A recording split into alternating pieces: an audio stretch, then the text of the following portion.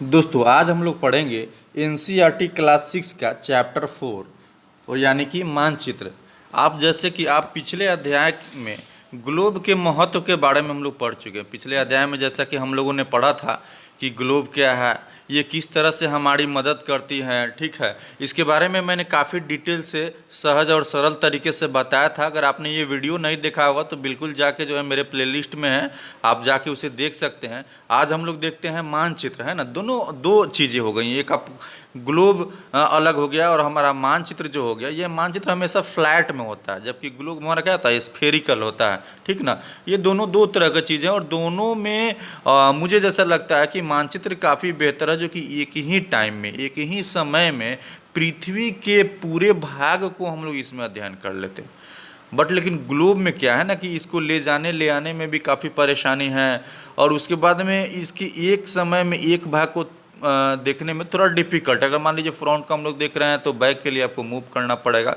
जैसा कि बताया जाता है, तो सबसे ज़्यादा मुझे लगता है कि मानचित्र काफ़ी फ़ायदेमंद है पृथ्वी का अध्ययन करने के लिए। तो चलिए हम लोग देखते हैं कि आप पिछले अध्याय में ग्लोब के महत्व के बारे में पढ़ चुके हैं। हम लोगों ने ग्लोब के बारे में काफ़ी कुछ चीज़ें पढ़ा था।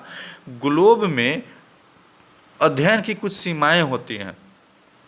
जब हम पूरी पृथ्वी का अध्ययन करना चाहते हैं तब ग्लोब हमारे लिए काफ़ी उपयोगी सिद्ध होता है। जैसे इनका कहना है कि अगर हम लोग पृथ्वी का पूरा अध्ययन करते हैं तो उसमें ग्लोब जो है हमारे लिए क्या होता है, काफ़ी उपयोगी होता है। लेकिन जब हम पृथ्वी के केवल एक भाग जैसे कि अपने देश, राज्यों, जिला, शहरों, गांवों के बारे में अध्ययन करना चाहते हैं तो वहाँ हमारे लिए यह उपयोगी नहीं होता। अब मान लीजिए ग्लोब पे हम लोग देखना चाहते हैं, किसी कंटिनेंट के बारे में टोटली देखना चाहते हैं, उसके कंट्रीज़ के बारे में देखना चाहते हैं, उसकी स्टेट्स के बारे में देखना चाहते हैं, ज़िला हो गया, शहर हो गया, गाँव के बारे में, तो वहाँ ग्लोब जो है हमारे लिए उतना उपयोगी नहीं है कि जितना कि हमें मानचित्र की ज़रूरत पड़ेगी। मानचित्र जो है, अभी जस्ट मैंने कहा कि मानचित्र जो है ग्लोब से कहीं ज़्यादा बेहतर है, क्योंकि उसको एक ही समय में हम लोग पृथ्वी के हर एक भाग, हर थीमेटिकल भी हम लोग उसमें देख सकते हैं, उसको हमें फिजिकल भौतिक भी देख सकते हैं, हम लोग पॉलिटिकल राजनीतिक भी, एक समय में सब कुछ हम लोग मानचित्र पे देख सकते हैं। इसलिए कहता है कि मानचित्र जो है क्या है, काफ़ी उपयोग करते हैं। मानचित्र पृथ्वी की सतह या इसकी एक भाग के पैमाना के माध्यम से चपटी सतह पर खिंचाता है। जैसे मैंने अभी आपको बताया कि ये हमारा स्फेरिकल ग्लोब है, ठीक ना। ये हमारा स्फेरिकल क्या है, ग्लोब है, और ये जो है एक तरह से चपटी हुई है। ये क्या है, चपटी हुई है, जिसको आप आयताकार भी कह सकते हैं, ठीक है, कह सकते हैं। लेकिन एक भाग का पैमाना के माध्यम से चपटी सतह पर खींचा गया, लेकिन एक गोलाकार सतह को पूरी तरह से चपटा करना असंभव। जैसे ग्लोब के बारे में यहाँ कहा जाता है कि ग्लोब को आप चपटा कर नहीं सकते हैं, क्योंकि क्या है, पूरी तरह से जो है एक तरह से गोलाकार है। मानचित्र हमारे विभिन्न ज़रूरतों के लिए आवश्यक है। मानचित्र जो है हमारे हर एक सेक्टर में आप देख सकते हैं। जैसे अभी मैंने बताया कि इसको 3 कैटेगराइज में भी बांटा गया हुआ है, तो ये तीनों कैटेगराइज जैसे भौतिक, राजनीतिक, थीमेटिक, इन सारी चीज़ों के लिए आवश्यक है। कुछ मानचित्र एक छोटे क्षेत्र को, कुछ तथ्यों को दर्शाता है, मतलब अलग अलग चीज़ हैं जो अलग अलग क्षेत्र को दर्शाता है, अलग अलग सेक्टर को दर्शाता है। दूसरे मानचित्र में एक बहुत बड़ी किताब की तरह तथ्य हो सकते हैं जब बहुत से मानचित्र एक साथ रख दिए जाते हैं। इसका ये चीज़ कहना है, इसमें तो दोस्तों एनसीईआरटी क्लास 6 में दिया नहीं है, लेकिन मैं इसमें अलग अलग से कुछ तथ्य रख दूंगा जो हमारे प्रतियोगी परीक्षाओं के लिए काफ़ी महत्वपूर्ण है। अब मुझे ये ज्ञात है कि आपको काफ़ी ये लाभ पहुँचाएंगे। जैसे ये कहना है यहाँ पे कि मानचित्र हमारी विभिन्न ज़रूरतों के लिए काफ़ी आवश्यक है। बिल्कुल सही बात है। कुछ मानचित्र एक छोटे क्षेत्र को एवं कुछ तथ्यों को दर्शाता है। मानचित्र जो है, मानचित्र अगर हम एक मानचित्र लेते हैं तो इसमें जैसे आपके कंटिनेंट हो गया, कंट्रीज हो गया, कंट्रीज के बाद में हमारा स्टेट्स हो गया, ये सारे चीज़ों को दर्शाता है। लेकिन जो एक बुक्स होता है, दूसरे मानचित्र में एक बड़ी किताब की तरह तथ्य हो सकते हैं। जैसे हम किताब की तरह अगर जो हम लोग रख रहे हैं, मान लीजिए ये मेरा बुक है, तो इसमें आप देखेंगे कि अलग अलग फिजिकल होगा, थीमेटिकल होगा, पॉलिटिकल होगा, इसमें किसी स्टेट्स का अलग होगा, किसी कंटिनेंट का अलग होगा, फिर उसके बाद में अगर मान लीजिए कि किसी मरुस्थल का अलग होगा।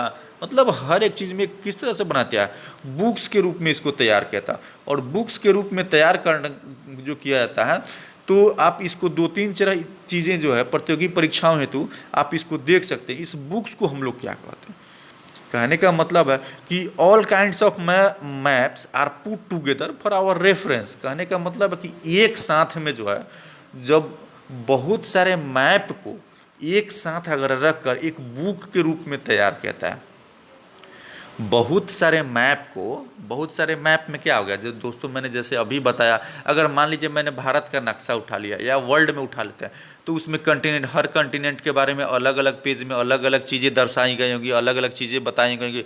फिर उस कंटिनेंट में कंट्रीज़ के बारे में अलग अलग चीज़ें बताएंगी, फिजिकल के बारे में अलग बताई गई होंगी, उसके बाद में पॉलिटिकल के बारे में अलग चीज़ें बताएंगी, थीमेटिकल के बारे में, मतलब एक एक पेज में हर एक चीज़ों के बारे में बताकर उसको एक बुक के रूप में तैयार किया। तो इस बुक को हम लोग क्या कहते हैं, इस बुक को हम लोग दोस्तों एटलस कहते हैं। क्या कहते हैं, एटलस कहते हैं। इस बुक को हम लोग क्या कहते हैं, एटलस कहते हैं। इस बुक को हम लोग दोस्तों क्या कहते हैं, एटलस कहते हैं। आप देख सकते हैं कि इसको प्रतियोगी परीक्षाओं में किस तरह से इसमें सवाल बन सकते हैं। तो बहुत अलग अलग विभिन्न प्रकार के मैप्स को जब एक साथ रख कर एक बुक के रूप में तैयार किया जाता है तो उसको हम लोग क्या कहते हैं, एटलस। जैसे आप मार्केट में भी जाते होंगे तो कहते होंगे भैया मुझे एक एटलस दे दीजिए, उसका क्या मतलब हुआ, एटलस का ये मतलब होता है कि वो अलग अलग मैप को एक जगह ला के कलेक्ट कर दिया गया, एक बुक के रूप में संग्रहित कर दिया गया, तो उसको क्या कहा गया, एटलस कह दिया गया। ठीक है, अब देखिए, अब मान लीजिए इस एटलस को या मैप को, जो मैप का अध्ययन करता है या प्रैक्टिस करता है, यानी कि मैप्स को जो बनाने के लिए, ये हमारे मैप्स को जो बनाता है, मैप्स को बनाता है, या जो बनाना मतलब पहले तो स्टडी जो करता है, मैप्स के बारे में जो स्टडी करते हैं या मैप्स के बारे में जो प्रैक्टिस करते हैं, क्या करते हैं, प्रैक्टिस करते हैं। मैप्स के बारे में स्टडी करते हैं और क्या करते हैं, प्रैक्टिस करते हैं। तो इन्हें हम क्या कहते हैं, जैसे मैंने बताया था कि जब मैं सौरमंडल में पृथ्वी वगैरह पढ़ा रहा था कि जो खगोल के अध्ययन कहते हैं उसको खगोल शास्त्री कहते हैं। उसी तरह जो मैप के बारे में स्टडी करते हैं, अध्ययन करते हैं, प्रैक्टिस करते हैं, तो उनको क्या कहते हैं, तो उनको दोस्तों हम लोग क्या कहते हैं, कार्टोग्राफर।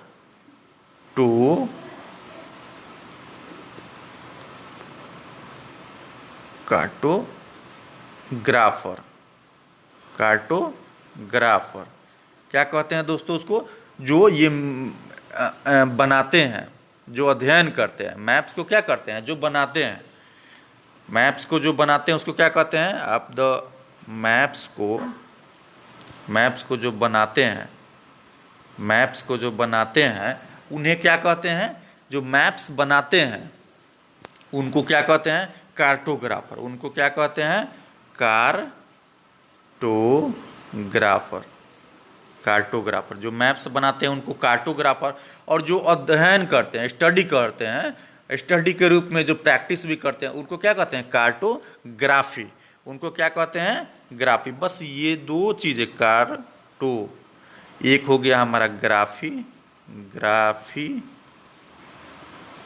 और एक हो गया यही सेम चीज़ कार्टो रह जाएगा, ग्राफर हो जाएगा। क्या हो जाएगा दोस्तों, ग्राफर।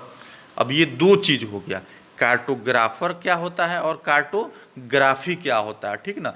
तो कार्टोग्राफी जिसमें हम लोग अध्ययन करते हैं, मैप्स के बारे में प्रैक्टिस करते हैं, तो वो चीज़ हो गया कार्टोग्राफी। और जो इसको बनाते हैं वो कौन बनाएंगे भाई, कार्टोग्राफर बनाते हैं। जो इसको बनाएंगे मैप्स को वो हो गया कार्टोग्राफर। और जो इस मैप्स का जब हम लोग अध्ययन करते हैं, प्रैक्टिस करते हैं, तो क्या हो गया, कार्टोग्राफी हो गया। ठीक है दोस्तों, अब सबसे पहले कोई ना कोई ऐसे व्यक्ति होंगे जो क्या कहें, कार्टोग्राफर। ये क्या हो गया दोस्तों, मेरा कार्टोग्राफर। तो मेरा फर्स्ट जो ग्रीक कार्टोग्राफर था जिसने इसको प्रोड्यूस किया था, किसको प्रोड्यूस किया था, एटलस को प्रोड्यूस किया था। वो कौन सा कार्टोग्राफर था, कहाँ के कार्टोग्राफर थे, एक ग्रीक कार्टोग्राफर थे जिन्होंने फर्स्ट बार इसको एटलस को प्रोड्यूस किया। तो वो कार्टोग्राफर कौन थे, टॉलमी। कौन है, टॉलमी। देख सकते हैं TOLEMY, टॉलमी। पी यहाँ हमारा दोस्तों साइलेंट है। तो वो फर्स्ट कार्टोग्राफर हमारे कौन थे, टॉलमी। टॉलमी साहब जो कहाँ के थे, ग्रीक के थे, जिन्होंने फर्स्ट बार इसको प्रोड्यूस किया, सबसे पहले इसको दिया इस एटलस को, जिसके बारे में लगभग 8,000 प्लेसेस, कितने थाउजेंड प्लेसेस, 8,000 जगहों के बारे में इन्होंने बताया। कि किसने बताया है, किस कार्टोग्राफर ने, तो हमारे ग्रीक कार्टोग्राफर टॉलमी साहब ने लगभग 8,000 प्लेसेस के बारे में इंफॉर्मेशन दिया है। फर्स्ट बार इन्होंने एटलस को हमारे सामने रखा है। वो कौन थे, वो हमारे टॉलमी महोदय थे, टॉलमी साहब थे, जिन्होंने ये एटलस को हमारे सामने प्रोड्यूस किया। तो प्रतियोगी परीक्षाओं में तो आप देख सकते हैं दोस्तों कि मैंने 3 या 4 चीज़ें ऐसी बताई हैं जो बिल्कुल प्रतियोगी परीक्षाओं हेतु पूछा जाएगा। एक तो जो अगर हम लोग मैप्स को बनाने वाले को क्या कहते हैं, कार्टोग्राफर। तो ये मैप्स बनाया कौन था, हमारा ग्रीक कार्टोग्राफर थे टॉलमी साहब, जिन्होंने फर्स्ट बार इसको प्रोड्यूस किया बनाकर, उसको कहते हैं एटलस, जिसमें लगभग उन्होंने 8,000 जगहों का निर्धारण किया था। और इसके जो अध्ययन करता है, इनको जो प्रैक्टिस करता है, उनको हम लोग क्या कहते हैं, कार्टोग्राफी। अब ये जो है, यह मैप जो है हमारा कहाँ से आया हुआ, एक लैटिन वर्ड है। मैप जो आया हुआ है, ये हमारा मैप जो आया हुआ है, ये किस तरह का वर्ड है, ये हमारा लैटिन वर्ड है। कौन सा वर्ड है, लैटिन वर्ड है। और वो लैटिन वर्ड कौन सा है, तो वो हमारा लैटिन वर्ड हो गया मैप। मैप से आप देख सकते हैं मप्पा, मप्पा, मप्पा, और ये हमारा हो गया मुंडी। ये हमारा लैटिन वर्ड है जिसमें 2 वर्ड से मिलके बना, एक हमारा हो गया मप्पा और दूसरा हो गया हमारा मुंडी। क्या हो गया, मप्पा मुंडी। मप्पा मीन्स हो गया हमारा जिसको कपड़ा कहते हैं, नैपकिन कहते हैं, वो मप्पा मीन्स नैपकिन या उसको क्लॉथ यानी कपड़ा कह सकते हैं। अब मुंडी का मतलब हुआ हमारा, देखते हैं सर, सर को गांव देहात में क्या कहता है, मुंडी, यानी वर्ल्ड हो गया। क्या हो गया, वर्ल्ड हो गया। तो आप देख सकते हैं मक्का मीन्स कपड़ा या नैपकिन, और वर्ल्ड मीन्स हमारा क्या हो गया, मैप, मुंडी मीन्स क्या हो गया, वर्ल्ड। तो इस तरह दोस्तों देख सकते हैं कि मैंने एनसीईआरटी में बहुत सारी चीज़ें जो नहीं लिखी थी उसके बारे में भी मैंने अलग से इसलिए बता दिया क्योंकि वो प्रतियोगी परीक्षाओं में तो आपको काफ़ी क्या होंगे, महत्वपूर्ण होंगे, जिसको आप आसानी से प्रतियोगी परीक्षाओं में आप उसको हल कर सकते हैं। जो इस चैप्टर में ये 5-6 ऐसे चीज़ें तथ्य थे जिनको मुझे अलग से देना काफ़ी ज़रूरी था, क्योंकि आप लोग को इससे क्या होगी, काफ़ी सहूलियत भी होगी और प्रतियोगी परीक्षाओं में तो काफ़ी लाभप्रद भी होगा आपको। वैसे आगे हम लोग देखते हैं, इसमें मानचित्र हमारी विभिन्न जरूरतों के लिए आवश्यक है। कुछ मानचित्र एक छोटे क्षेत्र को, कुछ तथ्यों को दर्शाता है, दूसरे मानचित्र में एक बड़ी किताब की तरह तथ्य को दर्शाया जा सकता है। जैसे मैंने कहा कि किताब की तरह जो हो जाएंगे वो क्या हो जाएंगे, वो हमारा एटलस हो जाएगा। और दोस्तों मैं बीच बीच में क्वेश्चन भी राइज करते रहूँगा, अगर आप इसको देख रहे होंगे तो आप इसको कमेंट भी कर सकते हैं, जवाब भी दे सकते हैं। जब बहुत से मानचित्रों को एक साथ रख दिया जाता है तो उसको क्या कहते हैं, वो एटलस बन जाता है। जैसे मैंने अभी बताया आपको दोस्तों, एटलस विभिन्न प्रकार तथा अलग अलग पैमानों से खींची गई, देख सकते हैं खींची गई मापों पर आधारित होती है। वो अलग अलग पैमाना से खींचा गया हुआ है, ठीक है। मानचित्र से, चित्रों से ग्लोब की अपेक्षा हमें ज़्यादा जानकारी प्राप्त हो। जैसे मैंने अभी इस आगे कंटेंट में बताया था कि मानचित्र ज़्यादा बेहतर है बनस्पत ग्लोब की, क्योंकि मानचित्र से हमें सब कुछ एक ही समय में सारी चीज़ों के बारे में जानकारी हो जाती है। मानचित्र विभिन्न प्रकार के होते हैं, जिनमें से कुछ को नीचे वर्णित किया गया। मानचित्र जो है अलग अलग होता है। जैसे मैंने अभी बराबर आपको ये बताया था कि मानचित्र 3 तरह के होते हैं, जिसमें पहला हो गया भौतिक मानचित्र। भौतिक कहने का मतलब फिजिकल। देख सकते हैं कि भौतिक हम लोग जानेंगे कैसे, कैसे समझेंगे कि भैया ये फिजिकल मानचित्र है या भौतिक मानचित्र है। तो उसके लिए भौतिक का मतलब ही है पर्वत होंगे, उसमें पठार होंगे, मैदान होंगे, नदियाँ होंगी, महासागर होंगी। आप देख सकते हैं जितने भी ये पर्वत, पठार, ये वो है, ये सारे क्या चीज़ है, नदियाँ हैं। जो इसके कहने का मतलब है प्राकृतिक आकृति है, जो गॉड के द्वारा बनाया गया, जो ईश्वर के द्वारा बनाया गया, जो खुदा के द्वारा बनाया गया है, वो किस तरह का है, वो भौतिक है। वो हमारे द्वारा निर्धारित नहीं किया गया, हमारे द्वारा बनाया गया नहीं है, वो ईश्वर के द्वारा बनाया हुआ चीज़ है, जो प्राकृतिक है, जो नेचुरल है। वो हमारा किस तरह का हो गया, वो हमारा फिजिकल मानचित्र या भौतिक मानचित्र हो गया, है ना।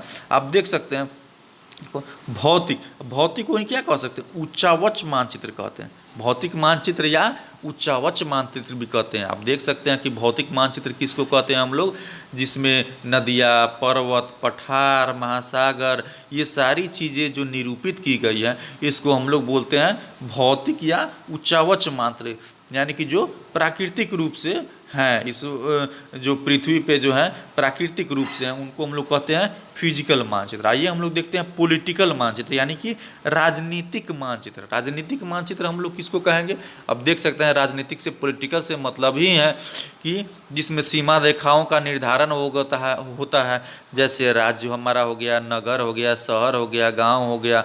विश्व के विभिन्न देशों और राज्यों तथा उनकी सीमाओं को दर्शाने वाले मानचित्र को राजनीतिक मानचित्र कहते हैं। हमारा जो मानचित्र है, जो हमारा मैप है, उस पे जो भी नगर हो गया, राज्य हो गया, शहर हो गया, सबको मान लीजिए कि ये, मान लीजिए अगर ये असम स्टेट है तो आप देख सकते हैं कि ये हमारा तमिलनाडु स्टेट है। इस तरह से हमारा मान लीजिए कि ये है राजस्थान स्टेट। सबका क्या सीमा का निर्धारण किया गया। अगर ये मान लीजिए, चलिए किसी के स्टेट को लेते हैं कि अगर ये मान लीजिए कि राजस्थान है हमारा, तो ये राजस्थान स्टेट हो गया। इसमें आप देखेंगे राजस्थान का बहुत सारा ज़िला होगा, उस ज़िले में भी बहुत सारे शहर और गांव होंगे। इस तरह का निर्धारित किया गया। तो ये निर्धारण किससे होता है, ये पॉलिटिकल मानचित्र से होता है, राजनीतिक मानचित्र से होता है। ठीक है दोस्तों, आगे हम लोग देखते हैं थीमेटिक मानचित्र। थीमेटिक मानचित्र किसको कहते हैं, इस मानचित्र के द्वारा जो है आप देखेंगे कुछ मानचित्र विशेष जानकारियाँ प्रदान करते हैं, जैसे सड़क हो गया, मानचित्र हो गया, वर्षा का मानचित्र हो गया, वन हो गया, उद्योग आदि का वितरण दर्शाने वाले मानचित्र को क्या कहते हैं, थीमेटिक मानचित्र कहते हैं। थीमेटिक मानचित्र कहने का मतलब यहाँ हो गया कि वहाँ कुछ ऐसे सिंबल के द्वारा जैसे आप नीचे देखेंगे इस कंटेंट में, हर एक चीज़ का, सड़क का सिंबल अलग है, वर्षा का सिंबल अलग है, वन का सिंबल अलग है, उद्योग का सिंबल अलग है, रेलगाड़ी का सिंबल अलग है, हॉस्पिटल का सिंबल। मतलब आप जब भी रास्ते से गुजरते होंगे तो वहाँ किसी न किसी चीज़ का क्या होता होगा, सिंबल होता होगा। उस सिंबल को ही हम लोग थीमेटिक कहते हैं। उस सिंबल को हम लोग क्या कहते हैं, थीमेटिक कहते हैं।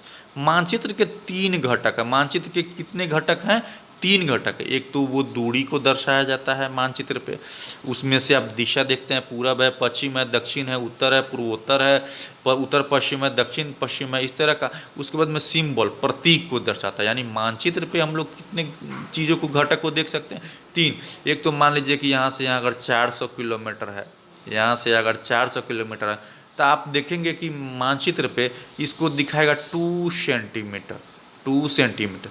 यानी कहने का मतलब है कि 1 सेंटीमीटर बराबर हमारा 200 किलोमीटर, तो 2 सेंटीमीटर बराबर 400 किलोमीटर। तो आप देख सकते हैं वो हमारा दूरी हो गया। दूसरा चीज़ आप देख सकते हैं कि अगर ये मेरा मानचित्र है, ये प्रधान बिंदु हो गया, मानचित्र से इधर पूरब की दिशा हो गया, इधर पश्चिम की दिशा हो गया, उधर उत्तर की दिशा हो गया, इधर दक्षिण की दिशा हो गया। एक तो दूरी हो गया, दूसरा दिशा का निर्धारण हो गया, और तीसरा देखेंगे कि यहाँ मान लीजिए कि पुलिस स्टेशन होगा, इस तरह से है। यहाँ बहुत सारे पेड़ पौधे होंगे, यहाँ बहुत सारे पेड़ पौधे वगैरह होंगे, तो एक प्रतीक हो गया। यानी कि मानचित्र पे आप देख सकते हैं इन 3 चीज़ों का निर्धारण होता है, ठीक ना। यानी कि दूरी हो गया, दिशा हो गया और प्रतीक हो गया। अब हम लोग देखते हैं कि दूरी क्या चीज़ है मानचित्र पे। मानचित्र एक आरेखन होता है जो पूरे विश्व या उसके एक भाग को छोटा कागज़ के एक पन्नों पर दर्शाता है। अमूमन आप देख सकते हैं कि मानचित्र है, विश्व जो है हमारा, वर्ल्ड जो है कितना बड़ा है, लेकिन उस बड़े भूभाग को, बड़े क्षेत्र को कितनी आसानी से एक छोटे से सहज और सरल तरीके से हम लोग मानचित्र पे दर्शा देते हैं, उस मानचित्र पे पढ़ सकते हैं। लेकिन इसे इतनी सावधानी से छोटा किया जाता है ताकि स्थानों के बीच की दूरी वास्तविक रहे। जैसे कि मैंने अभी बताया कि मानचित्र पे यहाँ से अगर हम इस छोटे से मानचित्र पे अगर किसी की दूरी है, जैसे यहाँ का मान लीजिए दिल्ली की दूरी अगर 1000 किलोमीटर, 1000 किलोमीटर है, तो भाई इस छोटे से मानचित्र पे 1000 किलोमीटर तो हम लोग दर्शा नहीं सकते हैं। तो उसको हम लोग क्या करते हैं, मान लीजिए इस 1000 किलोमीटर को, यह हमारा km है, किलोमीटर है, इसको सिंपल से मानचित्र पे हम लोग क्या करते हैं, 1 सेंटीमीटर भी हम लोग दिखा सकते हैं। यानी कि भैया 1 सेंटीमीटर अगर ये छोटा सा खींच दिया, इसका मतलब है कि ये 1000 किलोमीटर हो गया। अगर मान लीजिए कि ये हमारा बिहार हो गया, ये हमारा दिल्ली हो गया, तो यहाँ से यहाँ के बीच में अगर दूरी दिखा रहा है तो एकदम छोटी सी लाइन 1 सेंटीमीटर लाइन खींच दी जाएगी, जिसका मतलब है कि ये क्या है, 1000 किलोमीटर इसका वास्तविक दूरी है। ठीक है, वास्तविक दूरी है। तब यह तभी संभव हो सकता है जब कागज़ पर एक छोटी दूरी स्थल की बड़ी दूरी को व्यक्त करता है। जैसे मैंने बताया कि स्थल की जो वास्तविक दूरी है वो बहुत बड़ी दूरी है, लेकिन मैंने कागज़ पे उसको एक छोटी दूरी के रूप में दर्शा दिया। इसलिए इस उद्देश्य के लिए एक पैमाना चुना जाता है।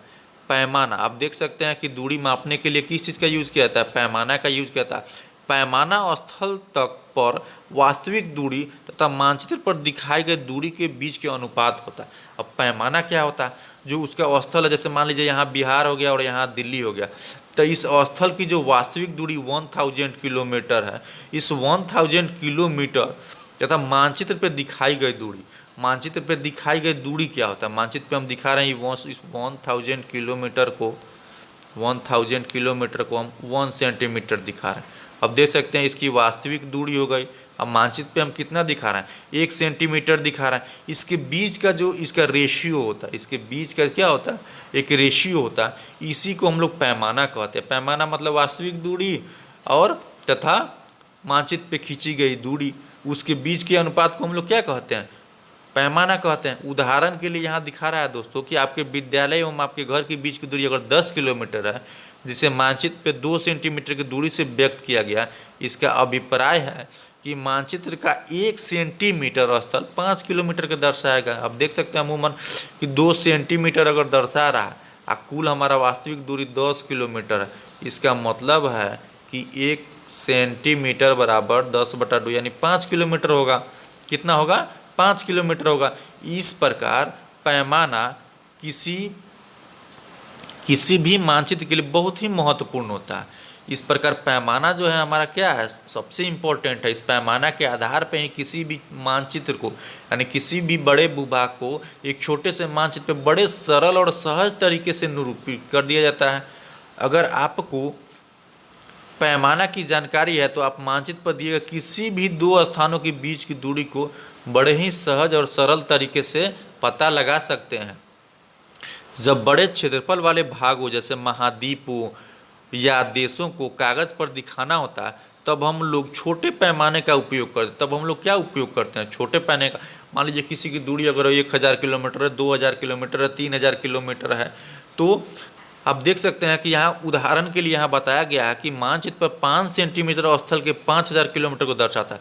अगर मान लीजिए कि मानचित्र का पर जो है, अगर इसकी वास्तविक दूरी 5000 किलोमीटर है, लेकिन छोटे पैमाने वाले मानचित्र पे इसको हम लोग क्या दिखा रहे हैं, 5 सेंटीमीटर दिखा रहे हैं। कितना दिखा रहे हैं, 5 सेंटीमीटर दिखा रहे हैं।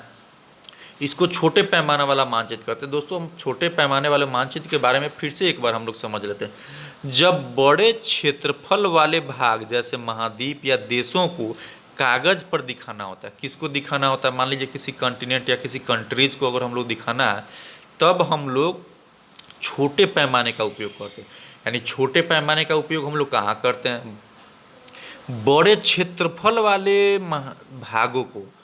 जब भी बड़ा क्षेत्रफल वाला भाग आए तो उसको हम लोग छोटे पैमाना वाला मानचित्र कहते हैं, और उससे हम लोग निरूपित करते हैं, उससे हम लोग दिखाते हैं।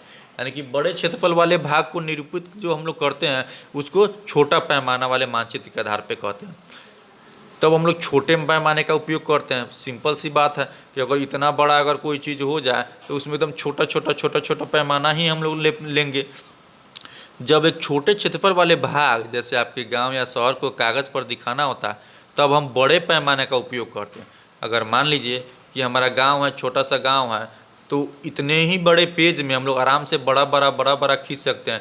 लेकिन एक बृहद उतना ही बड़ा अगर मानचित्र है और बहुत बड़ा क्षेत्र है, तो उसमें ज़रूरी है कि एकदम लाजमी है कि छोटा करेंगे। बात समझ में आ रही होगी, दिखा सकते हैं। तब हम बड़े पैमाने का उपयोग करें। जैसा स्थल पर 500 मीटर की दूरी मानचित्र को 5 सेंटीमीटर से दर्शाएगा। मान लीजिए यहाँ 5 सेंटीमीटर की दूरी है, क्योंकि उसी कागज़ पे जो है हमारा छोटा जो है जगह है, क्षेत्रफल क्या है, हमारा क्षेत्रफल छोटा है, तो क्षेत्रफल छोटा है तो हमको अमूमन है कि क्षेत्रफल छोटा होने के कारण जो है हम जब भी मानचित्र पे दूरी दिखाएंगे तो हम बड़ा ही करके दिखाएंगे। यानी कि अगर ये 500 मीटर का हम दिखा रहे हैं, 500 मीटर का, तो आराम से हम इसमें 5 सेंटीमीटर तक खींच सकते हैं। ठीक है, वही चीज़ यहाँ पे दोस्तों बता रहा है कि जस्ट इसके अपोजिट याद करेंगे। अगर बड़ा क्षेत्रफल वाला दिखाना है हमको तो छोटा पैमाना, छोटा क्षेत्रफल वाला दिखाना है तो बड़ा पैमाना, आप जस्ट इसके अपोजिट आप ध्यान रखेंगे।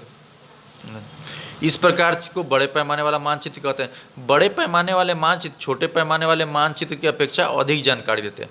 अब जब बड़ा पैमाना वाला जो मानचित्र है अमूमन है कि छोटे पैमाने वाले मानचित्र की अपेक्षा वो अधिक ही जानकारी होगा, उसमें सहज होगा, सरल होगा। ठीक है, चीज़ें बड़ी बड़ी होंगी, काफ़ी अच्छे से पारदर्शिता के तहत हम लोग जो है देख पा रहे होंगे। अब ये देख सकते हैं दोस्तों, ये सामुदायिक केंद्र है, खेल का, ये सब का थीमेटिक है, इसमें किस तरह से इसका जो है निर्धारण किया गया है। अब यहाँ हम देख सकते हैं कि दिशा क्या होता है। अब हम लोग ने दूरी पढ़ा, दूरी के बाद में हम लोग क्या पढ़ेंगे, 3 तरह के आयाम थे ना, 3 तरह के मानचित्र पे 3 तरह के आयाम थे, जिसमें एक था दूरी, मैंने बताया दूरी। दूरी के बाद में हम किसी भी जगहों की दिशा देखेंगे। मान लीजिए अगर इधर से हम लोग पूरब की ओर जा रहे हैं, 4 किलोमीटर है, तो भाई इसका दिशा भी तो होगा। तो दूरी होने के बाद हम लोग क्या देखेंगे, अब दिशा हम लोग देखेंगे। और अधिकतर मानचित्रों में ऊपर दाहिने तरफ तीर का निशान बनता है, बिल्कुल जैसे यहाँ मानचित्र अगर बनता है तो इधर देखेंगे आप छोटा सा जो है तीर का निशान, जिसमें देखा ऊ, यहाँ पे होगा द, यहाँ पे हो गया पू, यहाँ पे होगा प। इस तरह से निरूपण किया जाता है, इस तरह से दर्शाया गया हुआ रहता है। जैसे आप चित्र 4.2 में आप देख रहे हैं कि इस तरह का निर्धारण है, इस तरह का दिखाया गया है निशान बता, जिसके ऊपर अक्षर ऊ लिखा होता है। यह तीर का निशान उत्तर दिशा को दर्शाता है, इसे उत्तर रेखा कहा जाता है। अगर यह उत्तर दिशा को दर्शाया जा रहा है तीर के साथ तो यह क्या हो गया, उत्तर रेखा को दर्शा रहा है। जब आप उत्तर के बारे में जानते हैं तब आप दूसरी दिशाओं जैसे पूर्व पश्चिम दक्षिण दिशा का आसानी से पता लगा सकते हैं। बिल्कुल दोस्तों, अगर किसी एक दिशा का पता होगा, जैसे हमारा सर क्या होगा, मान लीजिए एक कोई ये आदमी है, ठीक है, ये कोई क्या है, ये आदमी है, ठीक है, ये कोई आदमी, ये इसका सर हो गया दोस्तों, ये क्या हो गया, सर हो गया। तो सर अगर उत्तर है, सर अगर उत्तर है तो पैर हमेशा दक्षिण होगा, पैर हमेशा क्या होगा, इसका दाहिना हाथ क्या होगा, हमेशा दाहिना हाथ क्या होगा, पूरब होगा। और पूरब है तो इसके अपोजिट साइड पश्चिम होगा। आप देख सकते हैं अगर सर हमारा उत्तर है तो पैर हमारा क्या होगा, दक्षिण होगा, और इसका दाहिना हाथ पूरब होगा, बायां हाथ पश्चिम होगा। तो बड़े ही आसानी से आप इसको देख सकते हैं,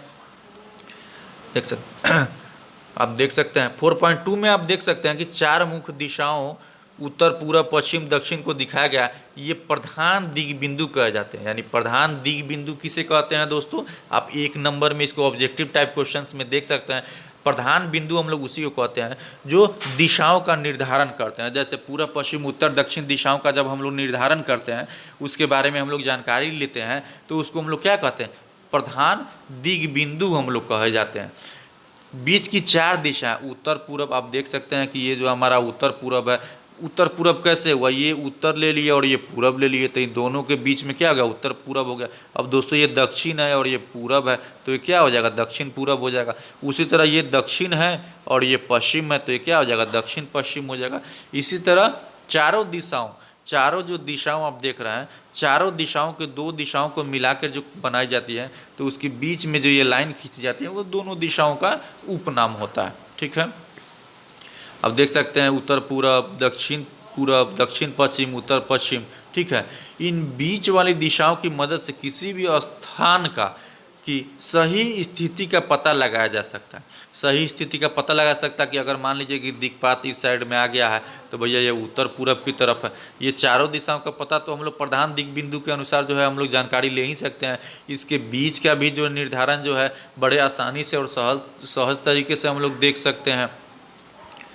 4.1 में जैसा कि ऊपर देख रहे थे हम लोग कि निम्नलिखित दिशाओं का पता लगाइए। विकास के घर से सामुदायिक केंद्र तक, खेल मैदान की दिशा, दुकानों से विद्यालय की दूरी, ये दिशा के अनुसार ही हम लोग देख सकते हैं कि मान लीजिए कि ये विकास का यहाँ पे घर है, विकास ऊपर से इधर से उत्तर की तरफ गया, फिर इधर से है पूरब की तरफ है, फिर नीचे इधर दक्षिण की तरफ है, तो यहाँ पे सामुदायिक भवन मिल गया। ये दिशा का निरूपण करता है, दिशा के बारे में हम लोग को बताता है, उसी के बारे में बताया गया। ये दोस्तों आप देख सकते हैं कि ये हमारा दिक् सूचक है, ये हमारा क्या है, दिक् सूचक है। इसी के द्वारा जो है किसी भी स्थान की दिशा का हम लोग पता लगा पाते हैं। किस यंत्र से, दिक् सूचक यंत्र से। किस यंत्र से, दिक् सूचक यंत्र से जो है किसी भी स्थान का हम लोग पता लगाते हैं।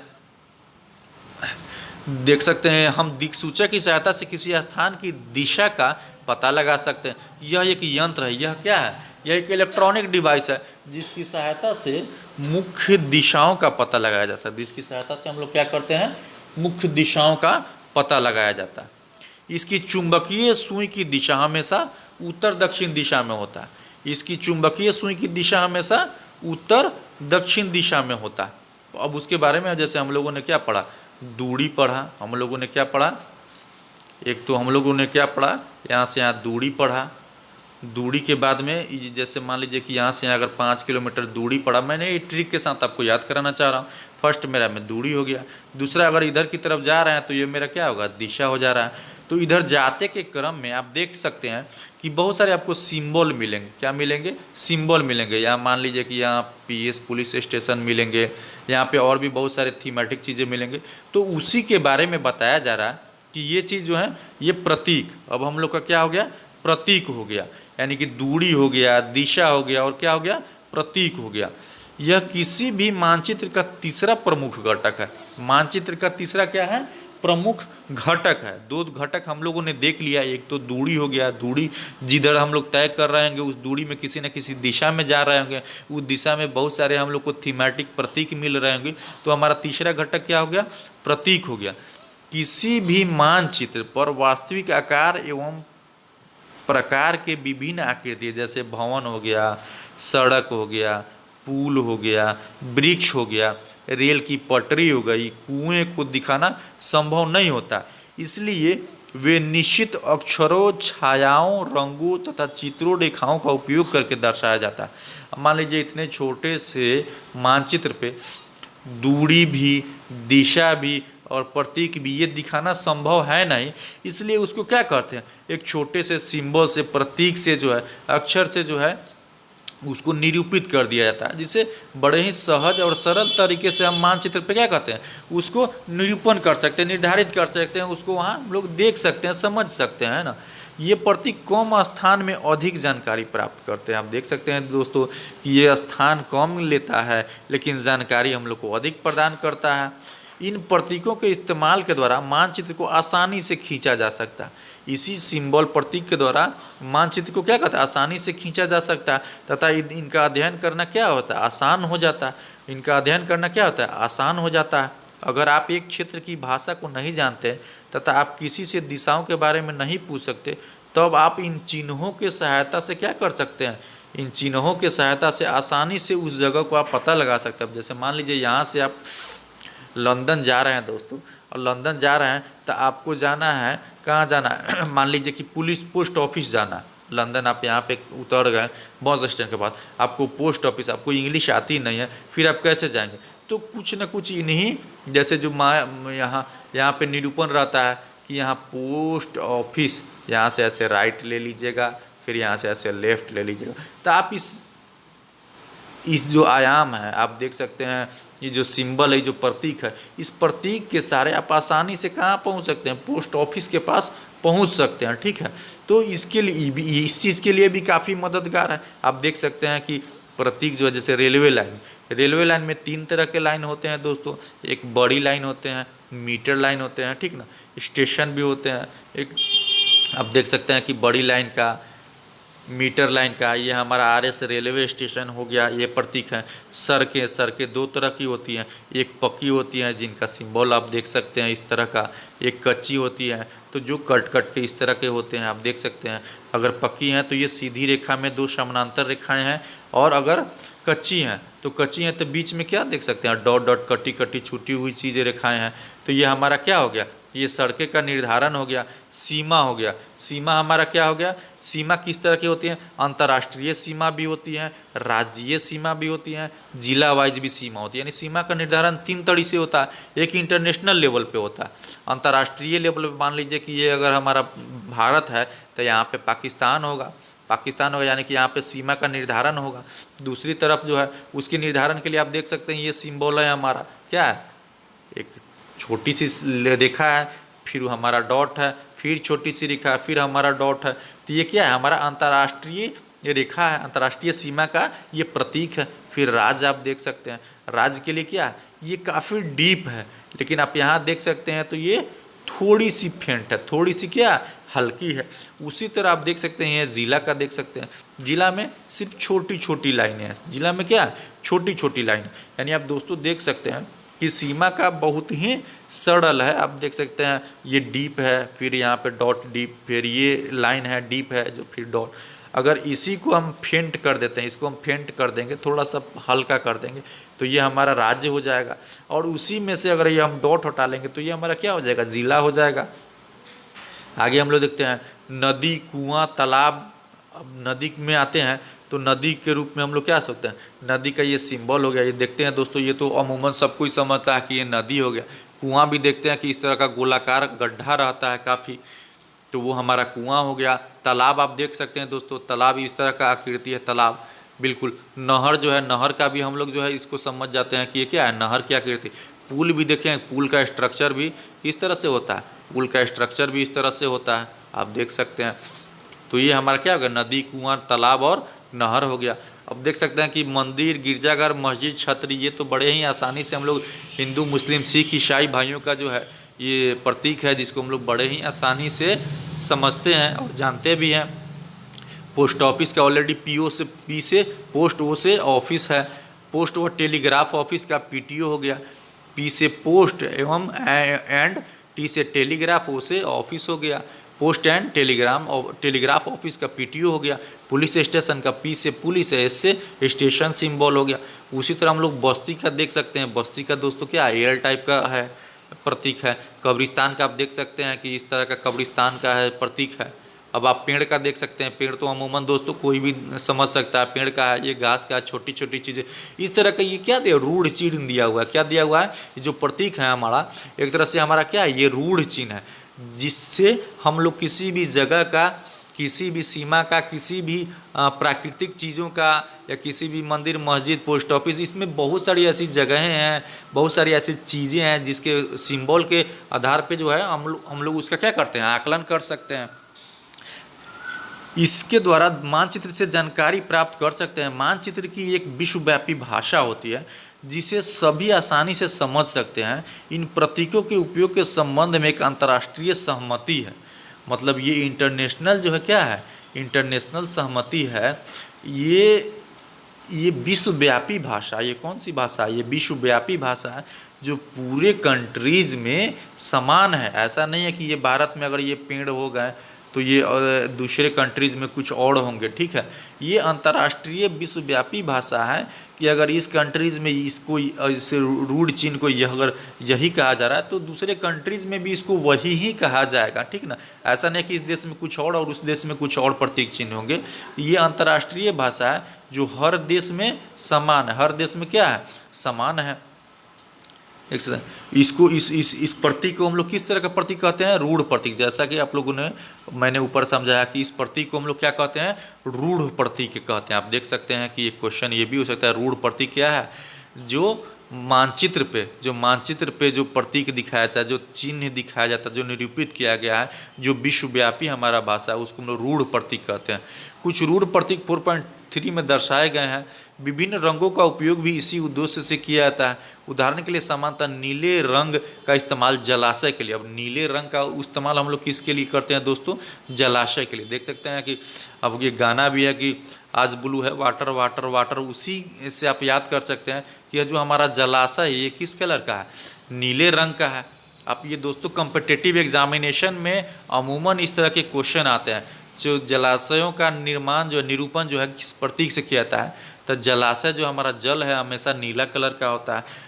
पर्वत जो है हमारा कैसा होता है, ब्राउन होता है, भूरा कलर का होता है। पर्वत हमारा किस तरह का होता है, भूरा होता है पर्वत। और पठार कैसा होता है, पीला होता है। प से पठार, प से पीला, प से पठार और प से पीला। तो पठार जो हमारे होते हैं येलो कलर का होता है, पीला कलर का होता है। पर्वत कैसे होते हैं, भूरे कलर का होते हैं। पर्वत कैसा होता है, भूरा कलर का होता है। देख सकते हैं आप यहाँ पे पर्वत भूरा कलर का है, और जल जो है हमारा नीला कलर का। अब मैदान तो हमेशा हमारे क्या होते हैं, हरे भरे होते हैं। तो मैदान किस तरह का हो गया, हरे कलर का। आप देख सकते हैं 4 चीज़ों को मैंने बताया दोस्तों, नीले रंग का जलाशय, भूरे रंग का पर्वत, भूरे रंग का पर्वत, पीले रंग का पठार और हरे रंग का मैदान। ये क्या हो गया हमारा, ये प्रतीक चिन्ह हो गया। ठीक है, आगे हम लोग देखते हैं रेखा चित्र। हम लोग क्या देखेंगे, रेखा चित्र। रेखा चित्र एक आरेखन है जो पैमाने पर आधारित न होकर यादाश्त और स्थानीय प्रेक्षण पर आधारित होता है। अब जो कोई भी रेखा चित्र का जो हम लोग आरेखन करते हैं, खींचते हैं, तो वो क्या है, वो एक मेमोरी के रूप में स्थानीय प्रेक्षण होता है। स्थानीय प्रेक्षण करने का मतलब है कि हम लोग गए और कुछ स्थानीय लोगों ने, कुछ सरकारी स्थानीय सरकार ने उसका क्या करे, एक आरेखन कर दिया, एक खींच दिया, एक बता दिया कि ये पैमाना है जिसको आप लोग ध्यान में रखिएगा, यादाश्त बनाए रखिएगा। कभी कभी किसी क्षेत्र के एक कच्चे आरेखन की आवश्यकता वहाँ के एक स्थान का दूसरे स्थान के सापेक्ष दिखाने के लिए होता है। मान लीजिए कि आप अपने मित्र के घर जाना चाहते हैं, लेकिन आपको रास्ते की जानकारी नहीं है। आपका मित्र अपने घर के रास्ते को बताने के लिए कच्चा आरेखन बना दिया। इस प्रकार कच्चे आरेखन को बिना पैमाने की सहायता से खींचा जाता है, जिसको रेखा मानचित्र कहते हैं। अब इसको सरल भाषा में देख सकते हैं कि रेखा मानचित्र हम लोग किसको कहते हैं, किस तरह का मानचित्र, रेखा मानचित्र। देखिए, हम लोग अपने यादाश्त या स्थानीय प्रेक्षण के आधार के लिए, सहूलियत के लिए आप कह सकते हैं, हम अपनी सहूलियत के लिए एक रेखा का निर्धारण करते हैं, जिसको क्या कहते हैं, रेखा मानचित्र कहते हैं। ये स्थानीय लेवल पे होता है ना, ये विश्वव्यापी लेवल पे नहीं, अंतर्राष्ट्रीय लेवल पर नहीं, एक स्थानीय लेवल पे होता है, जिसको हम लोग क्या कहते हैं, रेखा मानचित्र कहते हैं। उसी तरह ये छोटे लेवल पे होता है। ये क्या होता है, ये छोटे लेवल पे होता है। लेकिन उसी तरह के आप देख सकते हैं ये छोटे लेवल पर रेखा मानचित्र होता है। जबकि खाका हमारा यही चीज़ बड़े लेवल पे होता है। खाका क्या होता है, बड़े पैमाने पर इसको खींचा जाता है। 2 तरह का होगा, एक होगा हमारा रेखा मानचित्र और एक हो गया हमारा खाका। आप देख सकते हैं कि स्थानीय लेवल पर दिखाने के लिए रेखा मानचित्र हमेशा छोटे पैमानों को दिखाने के लिए है, जानकारी होता है। जबकि खाका क्या होता है, बड़े पैमाने पर खींचा गया रेखा चित्र क्या कहलाता है, खाका कहलाता है। अब आते हैं हम लोग कुछ अभ्यास वगैरह देख सकते हैं। मानचित्र के 3 घटक मैंने दोस्तों बताया है कि मानचित्र के 3 घटक क्या है। मानचित्र के 3 घटक हैं आपका फिजिकल यानी भौतिक, फिजिकल हमारा हो गया यानी कि भौतिक देख सकते हैं दोस्तों। पॉलिटिकल हो गया, ये हमारा राजनीतिक हो गया। उसके बाद हमारा दोस्तों क्या था, थीमेटिकल।